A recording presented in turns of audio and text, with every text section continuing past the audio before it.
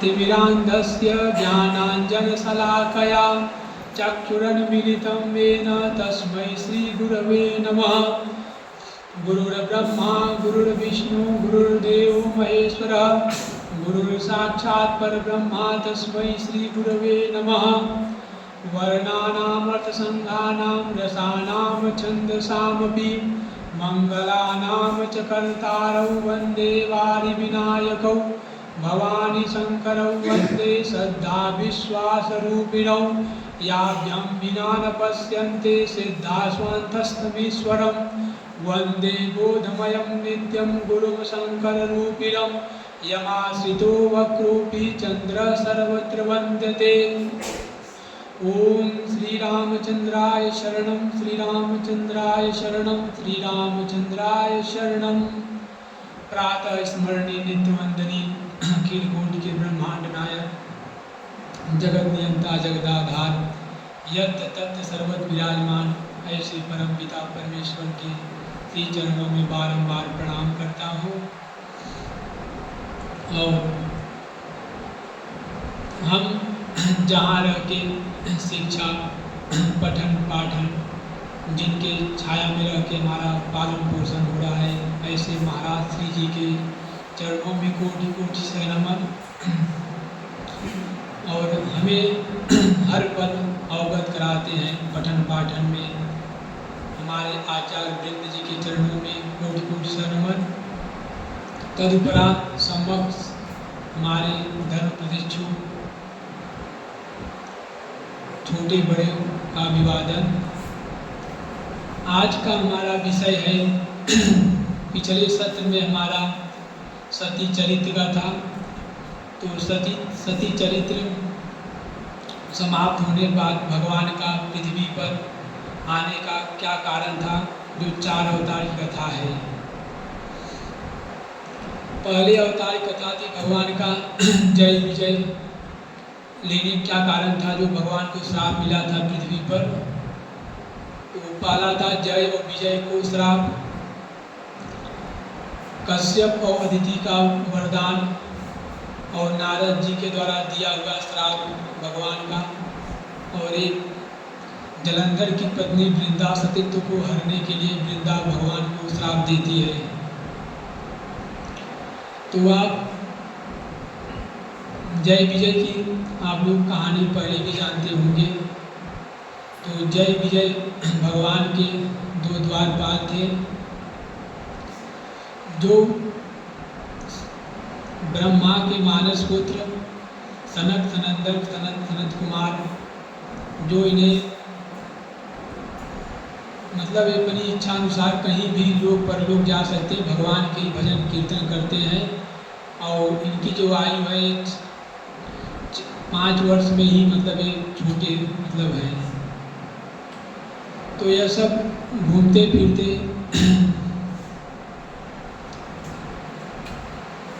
दोनों घूमते फिरते भगवान का दर्शन करने के लिए जाते हैं वैकुंठ धाम। और जो द्वारपाल थे हिरण्याक्ष और हिरण्यकशिपु, यह भगवान को दर्शन करने से मना कर देते हैं। दर्शन करने से मना कर देते हैं तो बोलते हैं कि हम भगवान के ही भक्त हैं। और नहीं मानने पर यह सनकादि ऋषियों ने भगवान इन्हें 4 जन्मों को राक्षस का श्राप दे देते हैं। तो यही हिरण्याक्ष और हिरण्यकशिपु होते हैं। तो भगवान इनका उद्धार करने के लिए वराह का अवतार लेकर के इनका उद्धार करते हैं। और दूसरी कथा जो है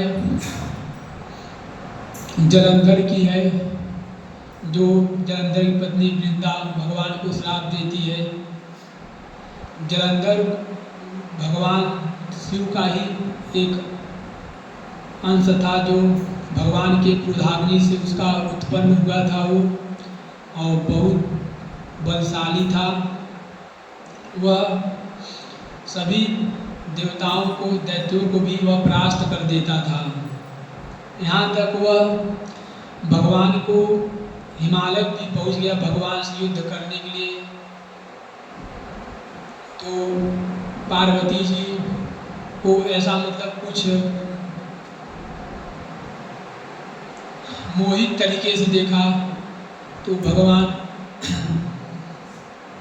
पार्वती जी का कहने पर भगवान शिव क्रोधित हुए और उससे पहले विष्णु भगवान देवता लोग गए, जलंधर से युद्ध किए, लेकिन सभी लोग परास्त हो गए।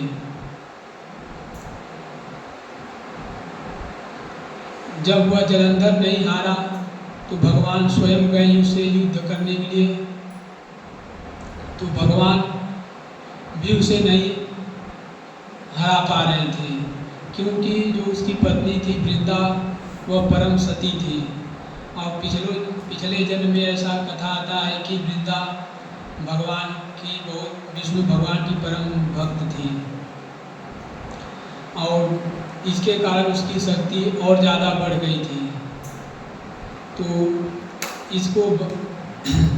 इसे पार्वती जी और गणेश जी युक्ति बताते हैं कि इसकी सतीत्व को पहले इसे नष्ट किया जाए, तभी जाके जलंधर का मृत्यु हो सकता है। तो भगवान विष्णु जलंधर का मृत शरीर उसके सामने समक्ष प्रकट करते हैं अपनी माया से, और वृंदा को ऐसा एहसास दिलाते हैं कि आपका पति मतलब युद्ध में मारा गया है भगवान शिव के हाथों से।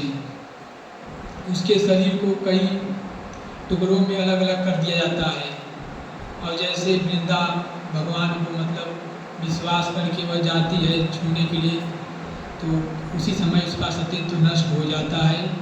अब वृंदा समझ जाती है कि भगवान हमारे साथ छल किए हैं, और इसी छल के कारण वृंदा भगवान को श्राप देती है, प्रभु जैसे आपने हमारे साथ छल किया है वैसे ही आप नर के रूप में जब पृथ्वी में आएंगे तो आपकी पत्नी को भी यही जलंधर रावण बनता है और सीता माता को जो हरण कर लेता है। तो एक कथा हो गई। तीसरी कथा है भगवान नारद जी श्राप देते हैं कि नारद श्राप दिन एक बारा, कल्प एक तेहि लगी अवतारा, गिरिजा चकित भई सुनि बानी, नारद विष्णु भगत गुनि ज्ञानी। नारद जी का श्राप यह था कि नारद जी अपने तप से और तब से भगवान का नाम स्मरण करने से इतना ज़्यादा दृढ़ विश्वास हो गया था कि वह कामदेव को भी अपने विजय प्राप्त कर लिए थे तपस्या से। कि जब वह तपस्या करने गए वहाँ हिमालय में, तो वहाँ उन्हें जब तपस्या करने लगे तो इंद्र को ऐसा लगा कि नारद ऐसा न हो कि इंद्र को ही प्राप्त कर ले। तो सबको ऐसा लगता है कि यह हमारे विरुद्ध खड़ा, ऐसा न हो कि यह हमें जीत ले। तो इंद्र नाना प्रकार के मतलब भेजता है नारद जी को, मतलब मोहिनी के रूप में उनका तप नष्ट करने के लिए। तो नारद जी उससे कुछ भी मतलब उन्हें असर नहीं पड़ता है। यहाँ तक अप्सराएं भी भेज देता है इंद्र उन्हें मंत्र मुग्ध करने के लिए। तो उसे ऐसा लगा कि हम भगवान से भी परम योगी हैं। तो भगवान के पास जाते हैं, प्रभु हमने तो कामदेव को भी विजय प्राप्त कर लिया है। तो भगवान को ऐसा लगता है कि नारद जी के अंदर, उनके हृदय में अहंकार की बीज उत्पन्न हो गया है। तो भगवान शिव बोले कि नारद जी यह बात आप मुझसे बताए हैं, यह बात किसी और से मत बताइएगा। लेकिन उन्हें खुशी का ठिकाना नहीं रहता है, वह चले जाते हैं विष्णु लोक। अब विष्णु लोग जाते हैं वहाँ, जैसे अपनी कहानियाँ बताते हैं, प्रभु हमने तो कामदेव पर ही विजय प्राप्त कर लिया है, परम योगी अपने आप को मानते हैं और भगवान के जस्ट उनके बगल आसन पे ही बैठते हैं। तो भगवान को ऐसा लगता है कि हमारे भक्ति के अंदर यह अहंकार का बीज स्फुरण हो गया है, अब इसे हम नष्ट करने के लिए युक्ति बताते हैं। तो जैसे ही भगवान का दर्शन करके नारद जी प्रस्थान करते हैं तो भगवान अपनी माया से वहीं एक बहुत सुंदर सा राज्य बना देते हैं और उस राज्य में राजा की एक लड़की विश्वमोहिनी थी। तो सुंदर राज्य देख करके जैसे नारद जी वहाँ जाते हैं तो देखते ही तो पहले मोहित हो जाते हैं, फिर राजा अपनी लड़की का हाथ नारद जी से दिखवाता है तो नारद जी बोलते हैं कि इसका जो वर मिलेगा वह दिग्विजय होगा और उसे कोई पृथ्वी पर हरा नहीं पाएगा। तो नारद जी अपने बारे में ही सोचने लगते हैं।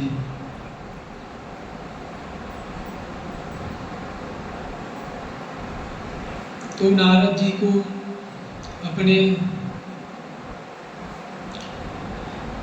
चेहरा को लेके बहुत संकुचित हो रहे थे, संकोच हो रहे थे कि इस विश्वमोहिनी से वही शादी करेगा जो मतलब उसका चेहरा बहुत सुंदर हो और उसे महारत हासिल हो। तो उनके मन में ऐसा युक्ति आता है क्यों ना मैं प्रभु के पास जाऊं और प्रभु से ही अपना सुंदर शरीर मांगूं। तो नारद जी जाते हैं भगवान विष्णु के पास, प्रभु हम विवाह करना चाहते हैं। तो भगवान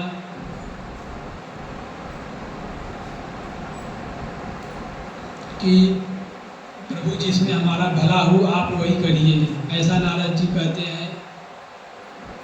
तो भगवान उन्हें नारद जी को शरीर सब दे देते हैं, हाथ पैर सब सुंदर कर देते हैं, लेकिन जो मुंह है वह बंदर का बना देते हैं।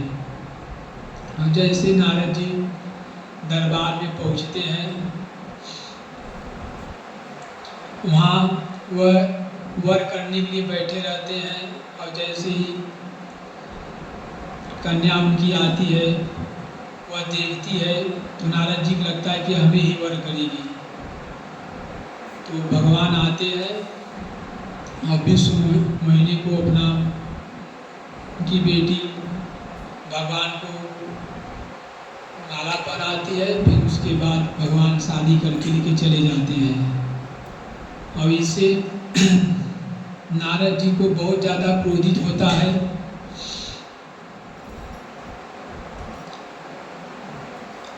नारद जी को क्रोध के मारे सहन नहीं होता, वह जाते हैं तो देखते हैं कि बगल में लक्ष्मी जी भी हैं और जो अपनी माया से भगवान बनाए थे वह विश्वमोहिनी भी बगल में थी और लगते हैं भले बुरे बोलने भगवान को कि प्रभु आपने हमारे साथ छल किया, कपट किया। तो उसी क्रोध में नारद जी भगवान को श्राप दे देते हैं, प्रभु जैसे आप हमारे साथ छल किया है और हमारा ये बंदर सा मुंह बनाया है, ऐसे ही आपके त्रेता युग में यही बंदर आपके काम आएंगे। तो तीसरा कारण ये हुआ। तो आज की जो कथा है यही हमारा निवाड़ी को विराम देते हैं। इससे पहले भगवान चर्चा करते हैं। श्री राम जय राम, जय जय जय राम, श्री राम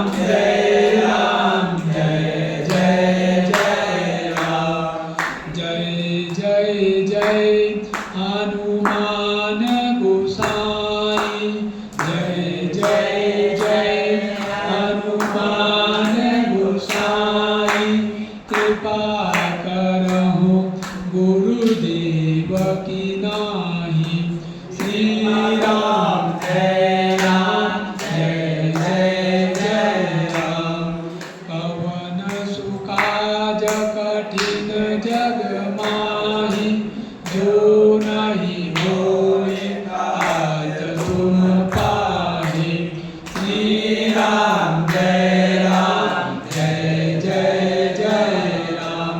मंगल भवन अमंगल हारी, उमा सहित जेहि जपत पुरारी। श्री राम जय जय जय राम।